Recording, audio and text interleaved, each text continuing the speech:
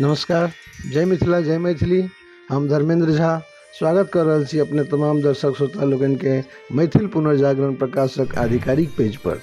बंधुगण, वैचारिकी में हम उपस्थित छी एक विषय के लऽ कऽ जेकर शीर्षक अछि शहर सन गाम।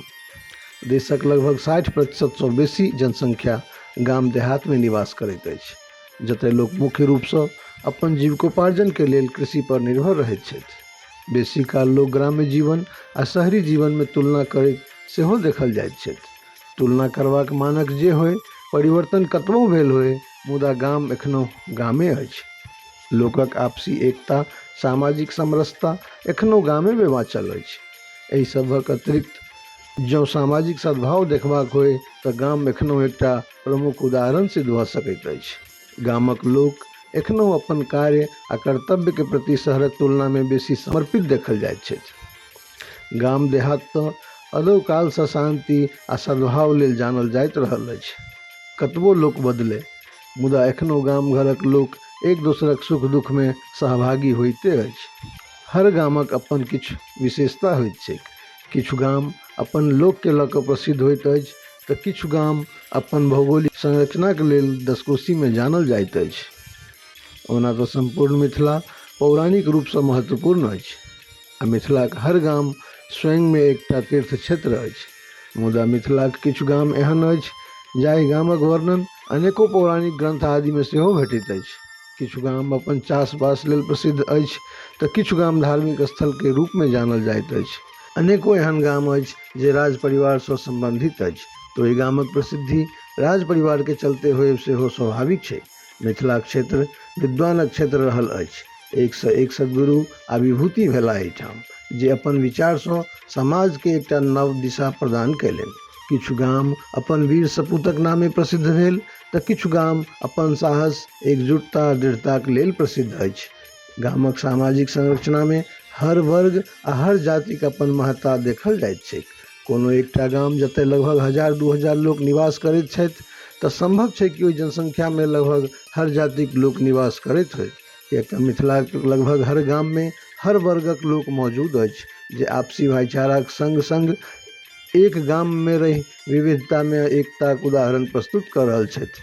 हाँ, किछु एहनो गाम अवश्य अछि जे कोनो एक वर्ग वा जाति के लोक के लेल प्रसिद्ध अछि, मतलब ओहि गाम में मात्र एकहि जातिक लोक निवास करैत छथि तऽ बेसी काल ओहि गाम के ओहिठामक निवासीक जाति के नाम सँ सेहो जानल जाइत छैक।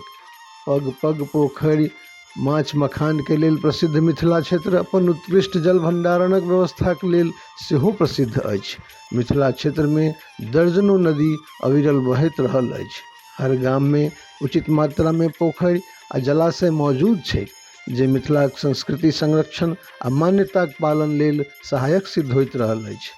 मिथिला क्षेत्र तऽ अपन पाबनि तिहार आ उत्सव लेल सेहो जग भरि में प्रसिद्ध अछि। नियम निष्ठा आ विधि व्यवहार जतेक मैथिल मानैत छथि, ओतेक पालन करब आन क्षेत्रक लोक लेल अत्यंत मुश्किल अछि।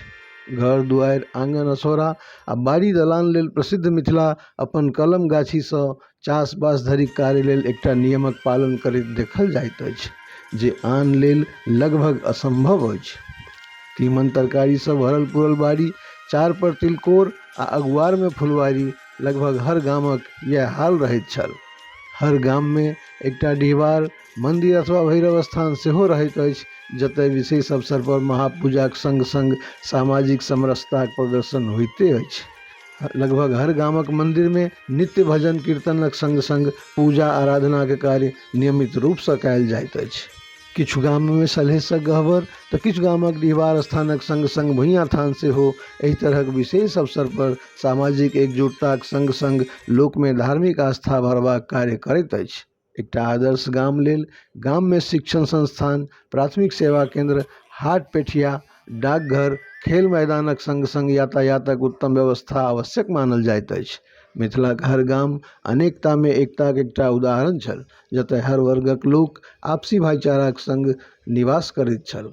गाम तऽ एकटा एहन स्थान होइत अछि जतय अधिकांश लोक जीविकोपार्जन के लेल प्रत्यक्ष अथवा परोक्ष रूप सँ कृषि पर निर्भर रहैत अछि। गामक जीवन शहर सँ उत्तम मानल जाइत अछि। कहल जाइत अछि कि ग्राम्य जीवन तनाव रहित जीवन होइत अछि। एहिठाम लोक एक दोसरक सहायता लेल सदैव तत्पर रहैत छथि। गाम में प्रदूषणक समस्या नहीं होइत छैक। सोझ भाषा में कहल जाय तऽ गामक अपन विशेषता छैक, मुदा देशक अर्थव्यवस्था तऽ शहर से चलैत छैक। इहो तहिना सत्य अछि। गाम में रोजगारक साधन नहीं छैक, इहो एकटा कटु सत्य अछि। मिथिलाक हर गाम पलायन से एखन त्रस्त भेल अछि। उच्च शिक्षा, नीक स्वास्थ्य सेवा अथवा नौकरी रोजगार लेल लोक शहर महानगर पर निर्भर अछि। गामक अधिकांश युवा दिल्ली, मुंबई वा देशक आन आन महानगर में अपन जीवन यापन करबाक लेल विवश छथि। हाँ, वर्ष में एकाध बेर गामक यात्रा भऽ जाइत छनि, मुदा ई कतेक दिन धरि चलत कहब कठिन अछि। किएक तऽ लोक आब धीरे धीरे सही, मुदा गाम से मुँह मोड़ने जा रहल अछि। जिनके देखू वह शहर महानगर में मकान, दुकान आ प्लॉट बेसाहने कुबेर बनल जा रहल छथि। आब जे व्यक्ति अपन निवेशक अधिकांश भाग महानगर में निवेश करैत अछि, ओ गाम किएक घूरत? तऽ कहुना ई पीढ़ी गाम से जुड़ल कहल जा सकैत अछि, मुदा आबे वाला पीढ़ी के संदर्भ में भविष्यवाणी करब मूर्खता होय।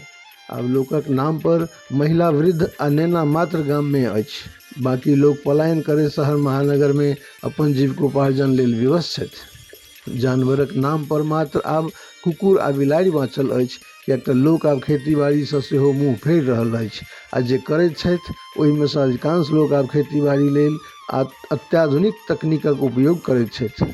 लोक आब गाय महीष पोसब झमेला बुझैत अछि, तेँ पैकेटवला दूध दही घर घर मंगाओल जाइत अछि। मिथिलाक गाम में आब दलानक स्थान पर लिविंग रूम बनाओल जाइत अछि, तऽ बाड़ी फुलवारी कार पार्किंग लेल सुरक्षित राखल जा रहल अछि। भोज भात में कैटरिंग सिस्टम नियमित रूप से चलाओल जा रहल अछि। टाइल्स मार्बल से पाटल कोठी पर तिलकोर कोना पसरत, तऽ फूल साग सब्जी से दूध धरि बेसाहे अबैत अछि। गाम आब विकासक गाड़ी पर सवार अछि। एहि विकास पर प्रसन्नता व्यक्त कयल जाय वा चिंता से धरि असमंजस अछि। ताहि दिन लोक 12 मासक तीमन तरकारी साग सब्जी धरि लेल बाड़िए झाड़ी पर आश्रित रहैत छल। अपन तऽ निमहिते छलैक, आनो लोकक मर्याद राखल जाइत छलैक। हर दलान पर गाय महीष वा कृषि कार्य हेतु बरदक जोड़ा बांधले रहैत छलैक। पहिलुक लोक तऽ दलान पर राखल बखारी आ बान्हल बरद देख लोकक संपन्नताक अनुमान लगबैत छल। शहर महानगरक धियापुताक मन में गामक एकटा सुंदर आ मनमोहक चित्र बसल रहैत छैक। गामक स्मरण अबिते लोक कल्पना में लीन भऽ जाइत अछि। अनायासे गामक स्मरण अबिते एकटा सुन्दर सन मनमोहक चित्र मस्तिष्क में अभरि जाइत छैक। एहि पीढ़ीक लोक लेल एखनो गाम कोनो तीर्थस्थल से कम नहीं अछि, मुदा ई स्थल तीर्थस्थल कतेक दिन धरि रहैत अछि, ई कहब सेहो मुश्किल अछि। किछु लोक एहनो छथि जे शहर महानगर में रहितो अपन हृदय में गाम बसौने छथि, मुदा किछु लोक एहनो छथि जे अपन पुश्तैनी डीह बेच शहर में प्लॉट बना रहल छथि। जानकार लोकक कहब अछि कि जे अपन मातृभूमि से स्नेह नहीं रखैत अछि, ओ कखनो राष्ट्र से स्नेह नहीं राखि सकैत अछि। लोक कतबो कमाए, कतबो सफल भऽ जाय, मुदा जा धरि अपन जन्मभूमि लेल नहीं सोचत, नहीं किछु करत, ता धरि ओकर सफलता व्यर्थ मानल जाइत छै। आब गाम सेहो गाम नहिए रहल, तैयो गामक परतर शहर कहियो नहीं कऽ सकत। जे अपनापन, जे आवभगत गामक लोक में अछि, ओ शहर में असंभव अछि। मुदा कहिया धरि? किएक तऽ आब गाम सेहो शहर सन भेल जा रहल अछि। बस भीड़ भाड़ नहीं छैक, मुदा रहन सहन बोलचाल आ तमाम बात व्यवस्था तऽ शहरे सन छैक।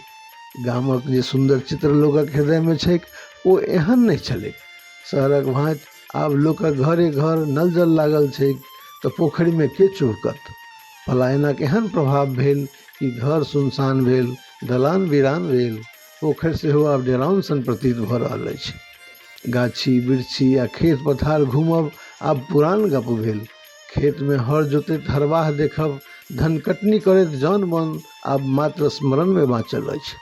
शहर महानगर में लोक फूल माला कीनते अछि, सएह हाल आब गाम में सेहो छै। बाड़ी में फूल अछि नहीं जे लोक लोढ़त। विकासक रथ पर सवार गाम में आब पोखरि भरा कऽ हाट बाजार आ कमर्शियल कॉम्प्लेक्स बनाओल जाइत छै। बाड़ी झाड़ी आ पक्का प्लास्टर भेल आ पार्किंग स्पेस बनि गेल।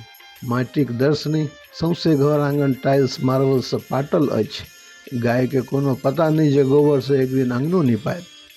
सबसँ पैघ आ चिंतनीय विषय ई जे समय के संग मिथिला क्षेत्र सेहो अशांत भेल जा रहल अछि। चोरी डकैती हत्या लूट आ बलात्कार सनक कुकृत्य आब एहि शांत क्षेत्र मिथिला के लेल आम भेल अछि। ओना तऽ गामक युवा वर्ग पलायन करैत आन आन महानगर जाइत छथि, मुदा जे बाँचल छथि हुनका सभक लेल ई शराबबंदी कानून सेहो एकटा पैघ संकट सिद्ध भऽ रहल अछि। अवैध शराब कारोबारीक प्रलोभन में फंसि मिथिलाक हजारों युवा अपन जिंदगी नर्क करबा पर उतारू छथि। गामों में आब लोक लग समय नहीं छै। जाहि दलान पर लोक बैसल ताश खेलाइत छल ओ दलान ओहिना सुनसान पड़ल अछि। जे छथि ओ घर से बहराय के स्थान पर टीवी या मोबाइल देखब पसिन करैत छथि। गामों में लोक आब वएह गीजर ऑन करैत बाथरूम में नहाइत अछि जे शहरक लोक करैत अछि। किचन गैस चूल्हा आ ओवन के सहायता से भोजन फटाफट बनिए जाइत छै। बाकी समय लोग टीवी या मोबाइल में लागल टाइम पास करैत अछि। समय के संग विकास आवश्यक तऽ छै, मुदा एहनो विकास नहीं होय जे अस्तित्व पर संकट उत्पन्न करे। गामक रहन सहनक संग संग लोकक बोलचाल सेहो शहर सन भेल जा रहल अछि, जे निश्चित रूप से चिंताक विषय अछि। गाम पहिने भोज भात लेल सेहो प्रसिद्ध छल। कतबो पैघ लोक होय, मुदा जहन भोज खयबाक अवसर भेटैत छनि तऽ लोक नहीं चाहितो उपस्थित भऽ जाइत छथि, किएक तऽ गामक भोज के बाते किछु अलग होइत छै। मुदा अब की गाम आ की शहर, सगतर एके रंग। अंतर मात्र इएहटा बाँचल अछि कि शहर में लोक घुमि घुमि कऽ खाइत अछि आ गामक भोज में लोक एक संग पंगत करैत अछि।